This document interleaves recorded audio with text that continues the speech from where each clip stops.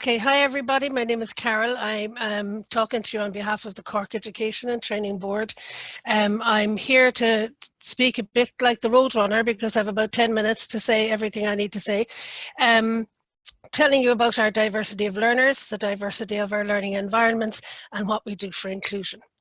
So to begin, we have 23,818 learners in our centres by day. These are not nighttime statistics, just by day. Some of them are part-time, but the majority are full-time. They're aged between 15 and 80 years of age. 20% or 1/5 of these students are engaged in community-based learning. So a bit like Carrie said, we have a similar demographic in our learners. We have about 1/3 of our students who are in apprenticeships. So that represents about 8,000 people.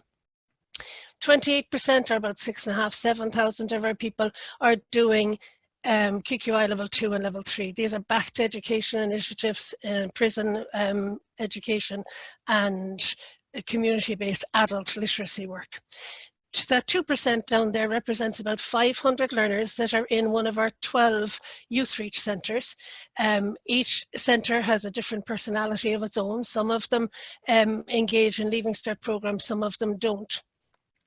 And the final or highest rung of our ladder would be level 5 and level 6. That's 17% of our population, and it represents a little over 4,500 learners. 40% of these learners, so about 1,600 learners, are over the age of 30, right up to the age of 80, and quite a lot of them around the early retirement and retirement age as well. About 2,000 or pretty much 50% of them are raw school leavers, so they're aged 17 to 19 years of age, straight out of Leaving Cert. And there are about 300 or 400 learners across what would be 5 or 6 colleges who have tried out, we'll say, the likes of CIT and UCC, which would be our neighbouring colleges here. They've gone there for a year, 2 years, maybe 3 years, but it hasn't worked out for them for a myriad of reasons, and they're back to us now to try a different route and use our link system to get back into some other college to do some other course of study. So, as Dara said, the Active Inclusion Network up there on the top was put together in 2018. That was the Cork ETB's effort at rolling out the UDL badge at level 5 and level 6. We designated champions of disability, and we put an awful lot of work together to look at what we were doing on the ground in our colleges, etc. So that was put together with Anne Heelan, who is head of AHEAD. I presume she's here today. At the time, we had John Fitzgibbons, our education director, and Liz Moynihan, who would be the director of our Kinsale Further Ed College. One of the requests that this group has put together was that they wanted a new role. They wanted somebody in the Cork ETB with a designated role just to look after inclusion and our students. So last November, that role was filled. Here you are, you're looking at the person in it. And while I'm still teaching, and I will do for the next couple of weeks, well, correct assignments now for the next couple of weeks, I did step into my job in January and I have been doing as much as I can do since then. But to put a sphere on it, I have a support role in charge of our working with 42 centres and 24,000 learners in a myriad of environments. So here to our focus for the next couple of slides on our level 5 and level 6 centres. We start with College of Commerce, which this year by day has about 1,600 students. Usually it has more like 2,000, but numbers in further ed have been down, particularly this year. Down to we have St. John's Central College, which is nearby there. We have Stefan Nefer, better known as CSN, on the Tramore Road. We have Mallow College of Further Ed. We have Kinsale College of Further Ed, which is our baby college there with 350 learners this year. And we have Skibbereen, which technically is a 6th college, but it is known to be associated with the College of Commerce and attached to that. In all of these colleges, we have disability officers, we have guidance people, we have mature student officers, champions of disability who work on all aspects of access and inclusion, learning support coordinators, again, for everybody, not just those registered with disability disability. We have learning support teams who take their supervision and substitution hours and do extra tuition in their specialised subjects at designated times. And we've assistive technology coordinators. Because a lot of our further ed colleges were originally secondary schools, and I was still employed as a secondary school teacher, we have all of these people doing all these absolutely wonderful jobs, but an awful lot of them are doing it on a shoestring of time allocation. So we can have disability officers working with anything between 80 and 100 learners, and all they have is 6 to 7 hours allocation in the week to do that. So, and no, they're doing a hell of a lot more than that, but that's their allocation on the ground. So when I stepped into this job, I suppose about 2 months ago, I went to the principals and I asked them for some statistics about the students that we have registered with their disability offices. And we find that about 10% of the students in further ed are registering with these offices, and quite frankly, another 10% at least could do so. 87% of those that are registered are documented.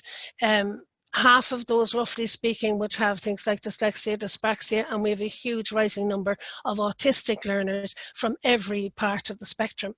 We have 21%, which I find very interesting, which is, I suppose, close to a quarter of our learners that are registered were identified by the teachers since they came in September. So this means that they were either reluctant to divulge themselves and register, or they didn't know to. Perhaps they were never assessed in the past.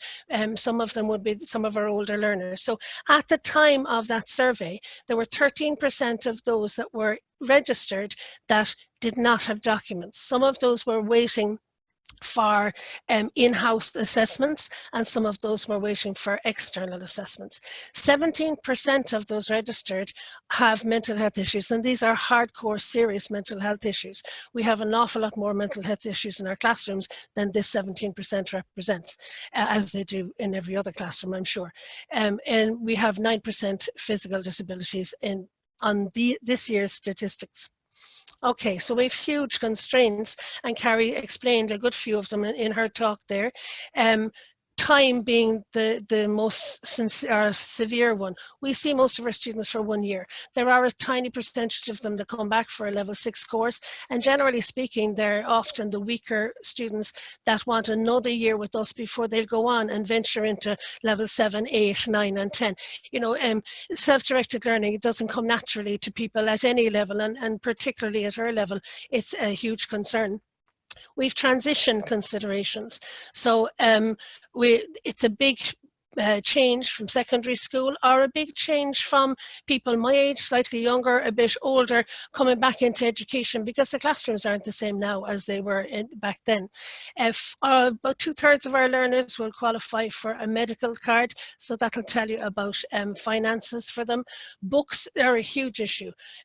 We don't have libraries in all our colleges, but I'm delighted. A couple of days ago, I had a good play with the ETBI's new online library, so I'm delighted. That's one thing I had on my list, my to-do list, and thank you, ETBI, you've taken a job off me.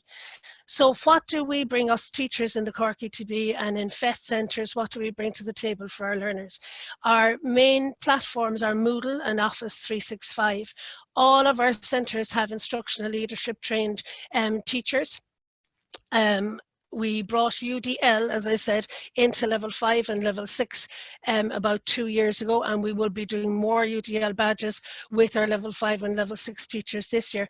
What's more important is we're now breaking into the youth reach centres. So thanks to Trevor and Lisa Padden, I was talking to them in the last 2 weeks, we're now going to have a minimum of 24 youth reach teachers in the autumn, whenever you say, Dara, coming in to do the UDL badge. We've teams in our colleges for years who go away and find out about things like Edpuzzle and Mentimeter and Kahoot and all of these things, and then come back and teach us on campus how to use these and integrate them into our classrooms.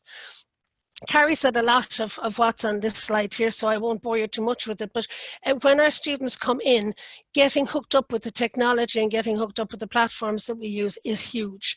And that doesn't matter whether they're school leavers or whether they're the older cohort. It really makes very little difference. They all need to be guided gently and securely into a very, very new learning environment for them. So a lot of what's gone on this year in CSN and Tremore Road has been teaching our students and showing them how to use voice-to-type technology.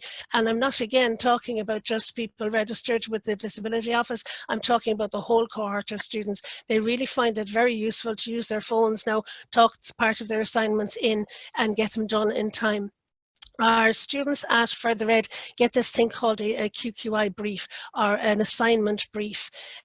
It's a new venture if you're just out of secondary school, and it's a new venture if you're the older cohort. Those coming back from universities and ITs probably find them a lot easier. So we spend a lot of time with communications and work experience components, because all of the students do these, and we unwrap these briefs. It's a document which tells them what to do to evolve their assignments. We have study skills in all of our colleges, and I know in Mallow College there has been a lot. Susanna and Colette have done an awful lot of work on a really good program there. So we'll move on quickly. We're very, very conscious of getting rid of the old medical model. We are aware, obviously, of the social model, but we really are doing everything we can to maintain the UDL environment. Most of our school leavers, we acknowledge, have come from a system where in national school and secondary school, they were inside in its classroom environments with everybody and sundry in there with them. That wouldn't have been something I would have been used to, we'll say, on my day in school. So we're trying to move away now from having all the students that are adults over here, all the students with disabilities in another room, etc. So in CSN, we have a study hub, and the students can come in from 7 or half 7 in the morning until 6 o'clock in the evening. They can get tuition. There's timetables up for different subjects. They can walk in. There's computers there. There's large tables where they can study, but in company. There's little small cubby holes in the corner where they can do that.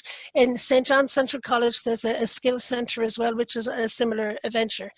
Somebody mentioned in the chat there earlier about assessments of learners. About 2 years ago, as part of our Active Inclusion Network work as well, and thanks to Nuala Glanton, who's now in charge of Youth Reach, we were all trained up in DAST and R2. So on all of our centres now, we can screen people for dyslexia, but moving forward, we want to do an awful lot more with that. There were discussions in the last few weeks about NCVA, FETAC, and now QQI, and how can we let our diverse learners present their material or their portfolios for assessment in a different way. We've always been allowed to do that, but us teachers, we just haven't done it that way. So in the last couple of years, certainly in Cork, this thing is unraveling, and we are doing more of that. Some of us got very excited this year when we had an online scenario. So we love Zoom and everything else, and we wanted to use some of our platform functionality. We wanted to use Moodle and do exams that way. Unfortunately, it's not possible when you can't invigilate that scenario. So we are going to fix that for next year. Zoom, I don't need to say too much about Zoom, do I? We wouldn't be here today. I love it, and I know loads of people, other people do too. So the main things that we are wanting to do is provide more time for the people on the ground who are working in access and inclusion. We want to build up specialised teams for assessments, whereby we we want to, by 2024, we want to be able to assess all literacy skills. We want to be able to assess reading, writing, spelling, and maths on campus. We're going to keep sending our students to EdPsychs and to OTs to get the ADHD and ASD diagnoses and any other letter of the alphabet you'd like to mention. But reading, writing, spelling, and maths we want to do on campus. We want to build up our transition initiative. So in the College of Commerce and in St. John's, we now have Youth Reach students that are going in and getting a taster of one level 5 component, and they're proving to be very, very successful, and we're going to build on those. We're also going to build on a Moodle program so that we have a more substantial induction program, which really gets kids to participate, and the adults too, to participate, just like us teachers had to just jump in there and participate in the last number of weeks, even though some of us might not have been so fond of the idea. We really want, down at the bottom, Christine will laugh at this when she sees it, an active inclusion conference in Cork. That is the pièce de résistance of our activities. We were about to have a meeting the day before the lockdown on setting this thing up, and all I can say is, Tara, by the looks of things, we may well be following in your tracks and doing this online. So UDL is being rolled out in our level 5 and 6 centres. It's then being rolled out starting next autumn in our youth reach centres, and after that we will address the wilderness of apprenticeships. We have an awful lot of different practitioners, and we have teachers, and we have tutors, and we have instructors who, as Carrie explained, may or may not have different levels of experience of working with people with extra special needs. So this is what the Cork That's UTB wonderful, are trying Carol. to do. It sounds like you have a lot on your plate there. Now you're Huge. relatively new into that role, but you're getting stuck in. I can see very I much love so. it. So it's lovely, Yeah. lovely to see the breadth of work going on there. Interested in the whole area of UDL and Youth Reach, and just to see, you kind of selected Youth Reach as the next place, I suppose, after your PLC colleges to have a look at really trying to bed down UDL. Is there a reason why you selected Youth Reach, and what's been kind of the response? Is it coming from Youth Reach that are kind of demanding this, or is it that you've kind of picked Youth Reach as somewhere where you think is an ideal breeding ground for UDL? Well, certainly Nuala, on behalf of her staff and her teams, absolutely wants this to happen. But it is a natural progression. We expect a lot of the Youth Reach students to come from there into us. And therefore, if they're used to a certain environment there, they will fit into our environment more so. We spent an awful lot of time, Carrie intimated again about it, we spend an awful lot of time trying to unravel what it's like to be an FE student. We have student briefs, we have the different timetables, we have assignments. This whole idea of not having of Christmas exams, some of the Leaving Cert students or the new raw recruits just find so interesting, and they've been indoctrinated for years and years with Christmas exams, and it's kind of a weird and wonderful thing for them. So again, as I said, self-directed learning is not something that comes naturally to everybody, and that's for HE environments as well. We already have instructional leadership trained tutors in our Youth Reach centres. There's been a huge effort done. I was at a meeting even the other day about all these literacy strategies that they've put in place in the centres. So they're really bringing the level of tuition and the environment and the learning environment up to meet the needs of the diverse learners that are there. That's fantastic. Listen, I'm really, really, really impressed with the work going on. So thank you both for the presentation, really enlightening, and also for the work that you're doing in Cork ETV. I know we'll be linking in with you again pretty soon, I think, on your plans regarding the digital badge. So That's it. I'm really delighted to hear that you're looking at that expansion into Youth Reach. That's really welcome.